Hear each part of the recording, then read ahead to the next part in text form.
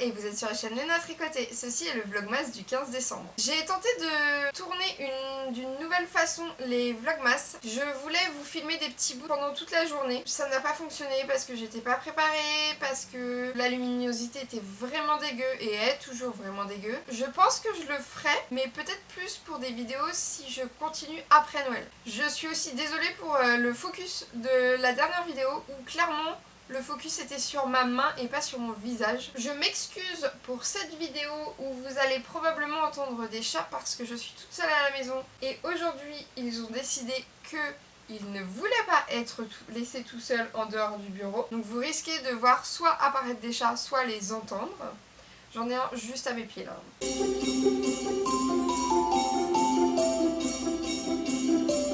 Vous allez voir, j'ai pas beaucoup avancé niveau tricot parce que en fait je me donne des objectifs qui sont complètement irréalisables. J'oublie qu'il faut que je mange, que je dorme, que je fasse d'autres choses que tricoter. Je n'ai fini que le col de mon frère, je n'ai même pas encore commencé celui de mon père, je n'ai pas continué le gnome et je n'ai pas fini les chaussettes même si j'en suis pas loin du tout. À partir de maintenant, je vais essayer de me donner des objectifs possibles. Aujourd'hui, je pense que je vais commencer par faire à manger parce que ce soir on a des invités. Ensuite, j'aimerais finir la chaussette vitamine islandaise que je teste pour Lysandre Ourdin, que je ne vais pas vous montrer parce que j'ai simplement fini le talon. J'en suis aux diminutions de la pointe. Je vous montrerai ça sur le prochain vlogmas. J'aimerais continuer le gnome et castonner le col de mon père ce week-end. Dans l'idéal, si je pouvais avoir fini le col de mon père, mais ça serait fantastique. Je vous montrerai tout ça soit lundi, soit mardi.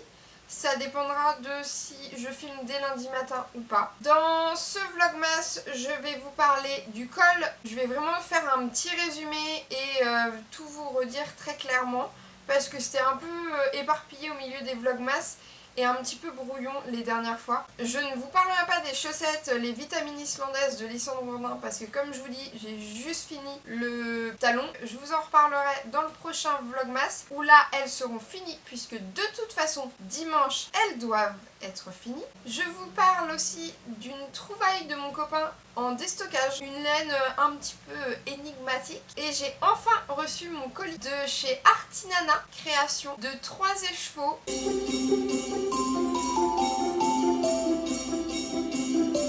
Maintenant vous parler du col de mon frère qui est son cadeau de Noël. C'est le Fisherman's Rib Call de Pearl Soho.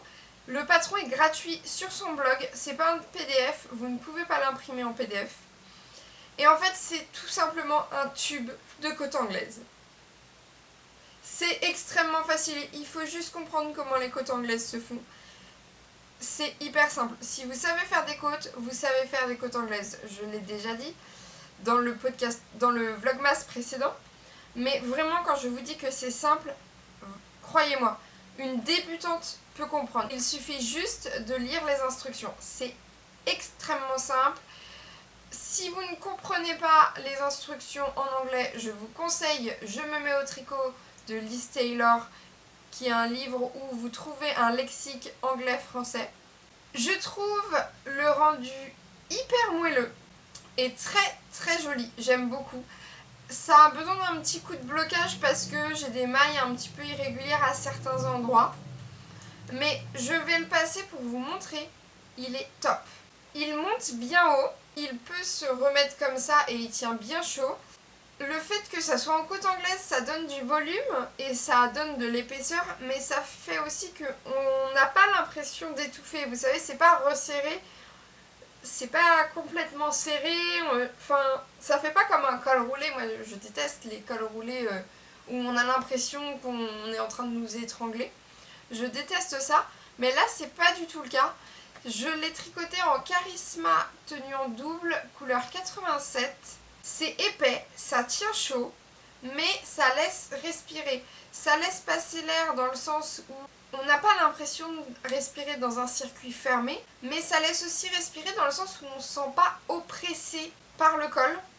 Donc je le trouve super chouette, il va pouvoir le faire monter au-dessus de son nez, je pense, s'il a besoin. Donc s'il va en cours à vélo, ça peut être bien utile. Je vais faire le même pour mon père. Je vais aussi le faire en Charisma, mais cette fois-ci en rouge, parce que c'est la couleur préférée de mon père, alors que mon frère est plus dans des tons un peu plus sobres. Je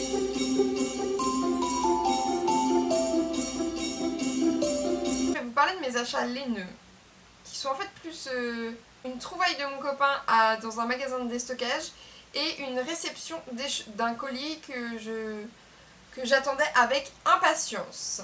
Mon copain m'a trouvé de la laine et il m'a demandé si j'en voulais. Je ne sais pas ce que ça va donner. C'est de la Tweed Yarn Eco de Danmore Hobby. C'est 50% de lambswool, 25% de polyamide et 25% de soie, je pense. J'ai pris ces 3 couleurs là. Celle-ci j'en ai pris 2 pour essayer de faire un petit bonnet en côte pour une enfant. Celle-ci j'en ai pris 3 pour me faire un petit accessoire. Et celle-ci j'en ai pris 7 pour tenter, si l'expérience avec ces 2 couleurs est positive, je vais tenter dans cette couleur là de faire un petit pull sans manches. Et je doublerai avec du mohair de chez Drops, je pense. Je vous dis ça, mais c'est vraiment pas sûr, parce que déjà je les trouve hyper compactes ces pelotes. Je sais pas pourquoi c'est aussi compact. Celle-ci du coup, comme j'ai enlevé l'étiquette et elle est un peu plus moelleuse, mais je les trouve très compactes.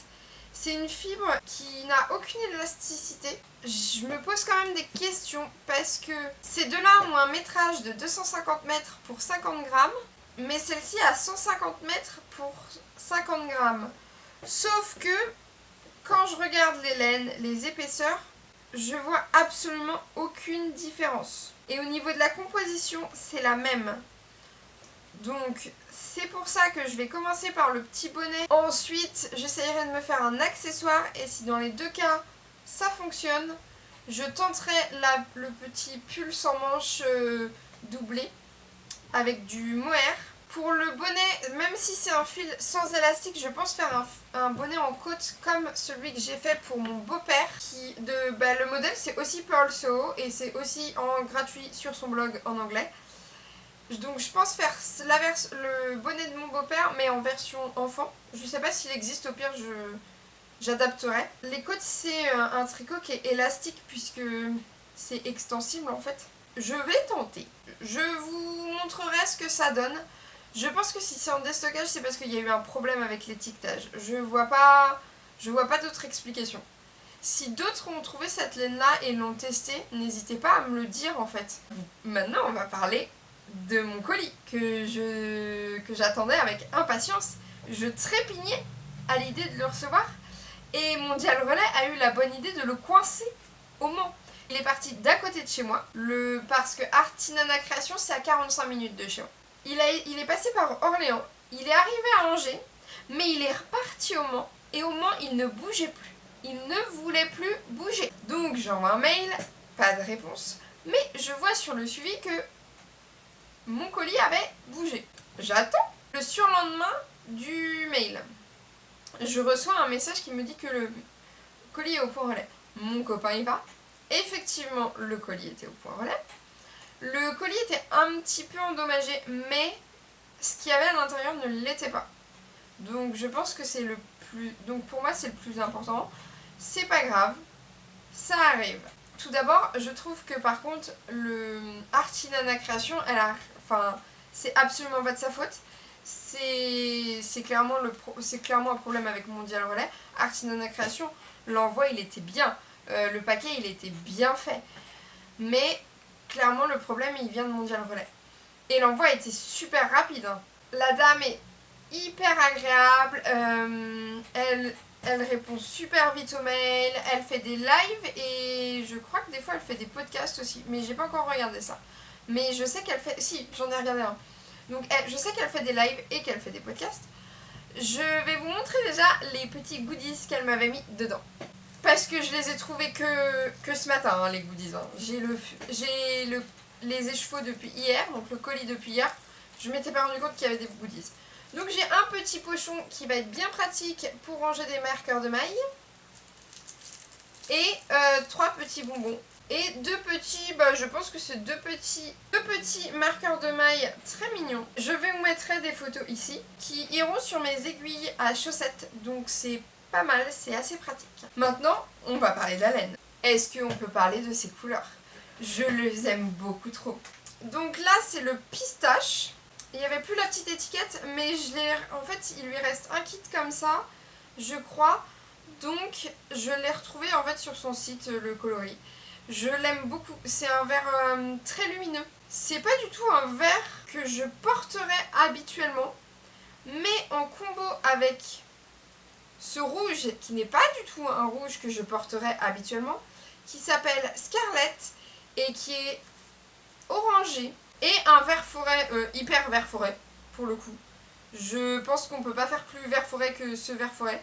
On a vraiment l'impression d'un sapin. Le combo de ces deux laines-là qui sont assez inhabituelles chez moi, même si je porte beaucoup de rouge, avec ce vert-là qui est beaucoup plus sage, on va dire, je le trouve magnifique. Je pense que je vais faire le Lumina de Nadia Crétin-Léchelle dans ces trois laines-là. Il y a une couleur où il faut exactement 350 mètres, je crois. Donc j'ai pesé mes échevaux pour être sûr qu'il ne manquait pas 1 gramme ou 2. Si vous manque 1 mètre de laine dans un projet, c'est un peu les boules quoi. Donc j'ai pesé. Et il y a bien, je crois qu'il y en a même un qui est un petit peu au-dessus de 100 grammes. Je trouve que la laine gratte un peu. Après je sais que moi dès que ça... En fait, quand je fais ça, ça peut gratter un peu. Mais une fois que je le porte, ça ne me gratte plus. Donc j'ai pas vraiment de soucis. Le mohair de chez Drops par exemple, je supporte très bien. Les laines un peu rustiques, je supporte très bien. Il n'y a pas de soucis.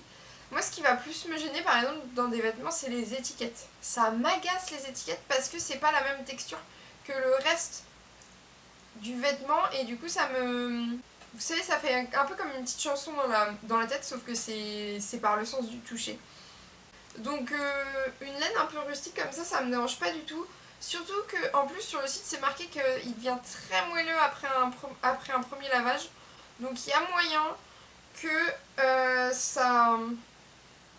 ça s'adoucisse. Je vais pas castonner le châle tout de suite parce que j'ai plein d'autres projets. Une fois que j'aurai fini le châle de ma grand-mère, le châle saison, je castonnerai ce châle là parce que j'ai envie de me faire un châle et il me est vraiment, enfin, c'est des couleurs un peu Noël quand même, donc j'aimerais bien l'avoir pour avant la fin de l'hiver. Parce que je sais que je serais peut-être un petit peu moins motivée à le tricoter en plein été. Ouais, je pense vraiment que je vais me faire le Lumina de Nadia Crétin-Léchelle. Je vous conseille vraiment sa boutique. La dame est vraiment très très très gentille. J'ai un trou depuis tout à l'heure sur son prénom, je suis désolée. C'est que des laines artisanales, elle propose aussi des laines filées au rouet et des produits tricotés. Et elle propose aussi des promos pour l'avant.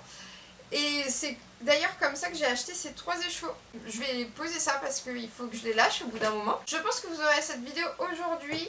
Donc je vous souhaite une bonne fin de journée, un bon week-end et probablement à lundi, peut-être mardi, mais je pense lundi. Et évidemment, bisous aux sorcières.